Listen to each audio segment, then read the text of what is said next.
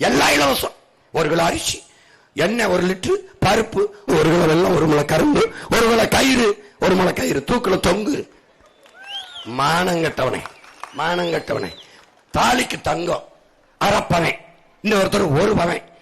தாலிக்கு தங்கம் கூட வாங்கி அந்த பிள்ளைகளத்துல கட்ட முடியாத வக்கற்ற நீ என் பிள்ளைய வச்சு எப்படா கடைசி வர வாழுவ? டேய், எப்படி அந்த பிள்ளைய வச்சு பொழப்ப?